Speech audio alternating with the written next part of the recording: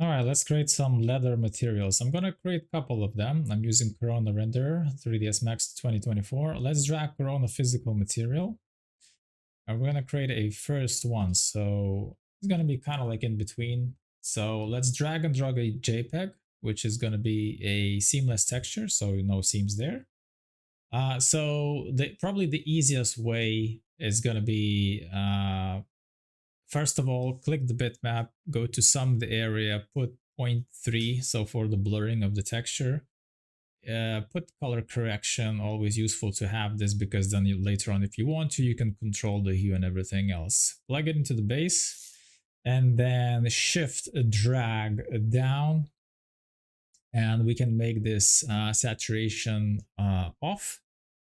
With the color correction. Obviously this doesn't really matter. Then we plug into base roughness. So base roughness, it doesn't take color. So if I'm going to bring 0, it's not going to change anything. What actually changes if you go to advanced and put this to 50, it's going to become more glossy. If you're going to put 500, it's going to be less glossy, more matte, right? So this is what we want to do. But I'm going to go 200 and I'm going to go 3 here.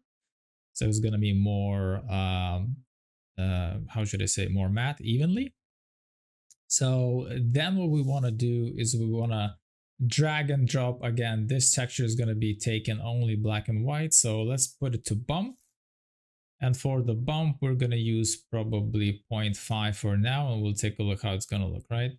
So from one texture, you can extract the diffuse, the base roughness, and base bump, right? We're going to go here.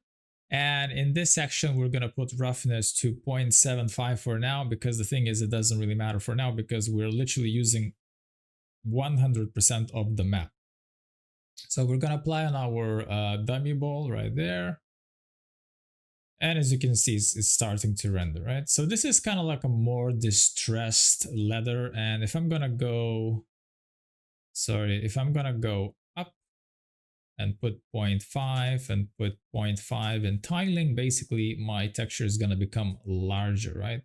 So if I'm zooming in, you can see that this is kind of like this leather is more than enough. Now, if you want a little bit more reflection on the edges, etc., not necessarily on the edges, but in general to boost it up, I would recommend putting 1.7 IOR. So it's going to become a little bit more, as you can see, this kind of like distressed look. Obviously, this is a texture. I will share this texture on a link so you could guys download and practice on it. So that's number one. I think this is more than enough. Now, if you want to make it more even in reflection, I will double click here and go down and go to, where is it? Base roughness. So now if I'm going to put like 40, so this is going to become more obviously matte, but the thing is, it's going to now use less of this texture and more of the even value, which is going to be, 0.75 at this point, which is very matte. If I'm going to put 0.5, it's going to become more shiny and shinier, right? So, it's a personal preference. It depends what you want to achieve, right? But I usually mix between the base roughness value and the texture. Usually works like a charm, right? If you want to be really rough in regards to the differences between these patches, I would probably use a little bit more of the texture itself. All right, so let's create a new one, right? So I'm just gonna delete this map. We're gonna go and try something like that, right? So we can choose a very simple bump map, which is this bump map looks something like this. And by the way, I will share this with you guys. So if I'm gonna use, one sec. So this is kind of like a simple bump leather, right? So I'm just gonna plug this there and we're gonna keep this a little bit more glossy. And I'm gonna put some kind of maybe, I don't know, like a creamish color, right? So let's do that. Let's put a little bit more reddish. Let's desaturate a little bit more. So something like that, right? So we're gonna apply on our dummy. There we go. And now as you can see, it's quite flat, etc. So we're gonna plug this into the bump. Where's the base bump? Oh my god, there we go. Okay, there we go. And let's check so obviously the mapping is way too big. I'm gonna put 2.2 and I'm gonna put 0.0 change to sum. So less blurring, more sharpness in the texture. And as you can see, our leather starts to bump up. And this is kind of like a very simple leather material, as you can see. Maybe we can even, if you want, put a color correction in here, because the black and white values will just work on the base roughness. So if I'm gonna plug this into the base roughness, we can actually go here and increase this to 2. So more lighter, more shininess, maybe 4. 0.2. Okay, so now what we want to do is we want to go and mix this a little bit, right? So I'm gonna go 0.3 and gonna go back to here and put this to 40, 20. Okay, so the bump map is a little bit too strong. Let's push it down to 0.2. There you go. So it's the goal of this was to create a little bit more like a shiny leather material, as you can see here, right? There we go. So that's obviously, and the cool thing is that in here you can change, the color. You have full control of that. So if you want a little bit more like something, you can even create different types of leather colors if you want to. So there we go. All right, let's create now a third material, which is going to be a kind of like a crocodile skin. So I'm just gonna apply Corona physical material, and I'm gonna apply a diffuse here, drag and drop, and I have a map like this, right? I'm gonna share this map as well. So let's quickly do summed area 0.2. Let's do this to 0.2 summed area as well. There we go. And put this color correction again and check it there. And let's try to increase this color a little bit because it's quite dead. So let's change the hue a little bit, maybe to something green. Let's see if we can change the hue a little bit more towards greenish. There you go. A little bit desaturate.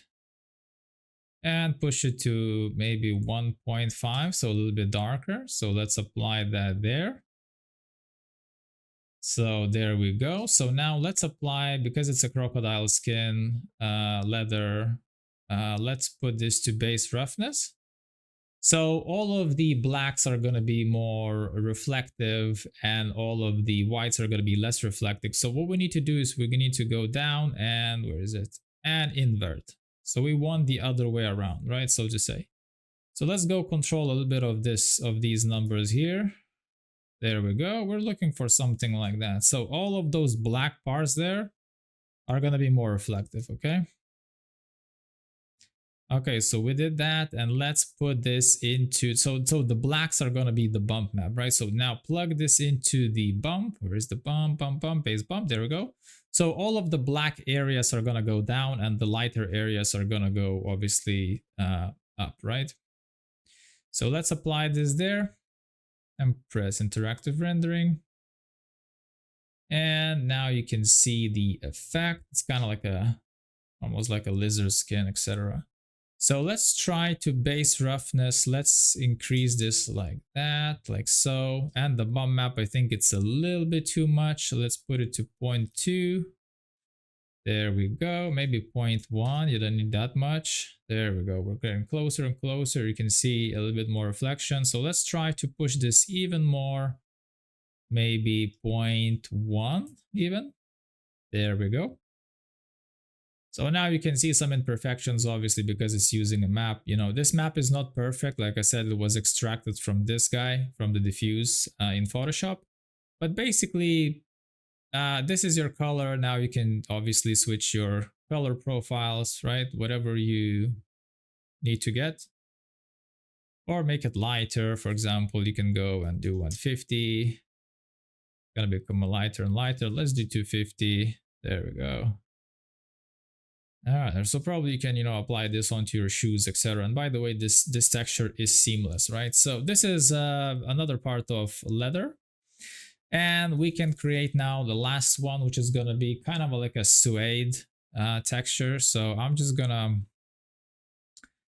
push this map here. Again, color correction always applied because later on you have much more control.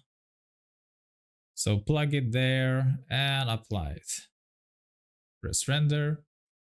So this is your, generic Suede texture. And then what you need to do is you can plug this into the base bump.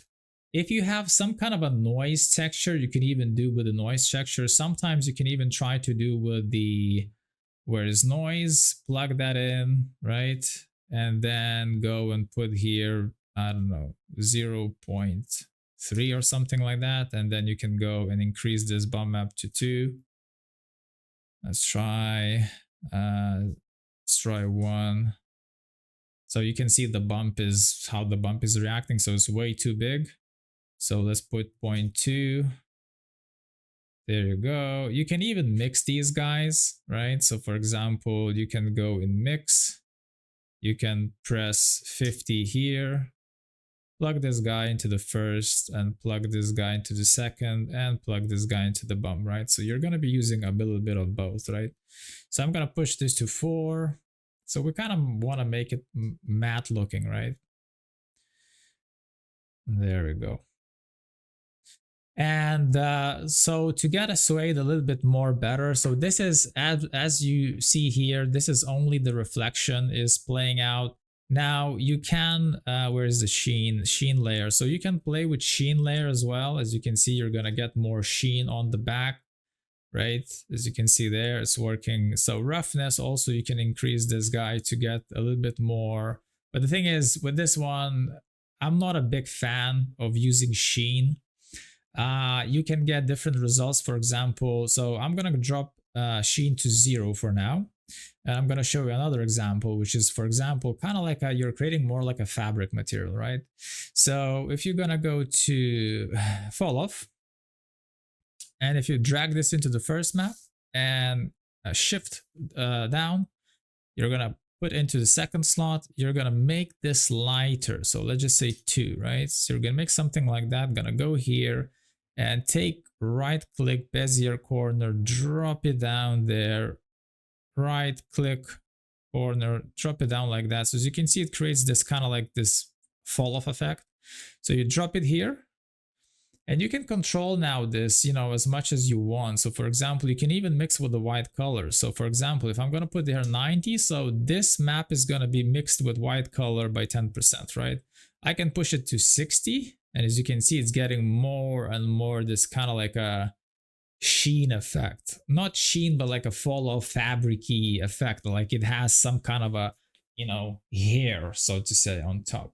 So this is roughly, how you can create this kind of like a suede looking like material. You can probably have a better bump noise map and bump it out even more. Now you can use displacement, but I will be very honest, unless you're going really close, nobody's gonna see that, so to say, that displacement too much, and you don't want to displace this too much, if that makes sense. I think this is enough. If you're applying this on a sofa and you're kind of like 2 meters away from the sofa, etc., then this is more than enough. I don't think you can probably get a very nice looking bump map, and you kind of would create these kind of like these tiny strands, so to say. Yeah, so that's pretty much it. I showed you a couple of examples how you create different types of leather. Very simple material. Yeah, hope you like it.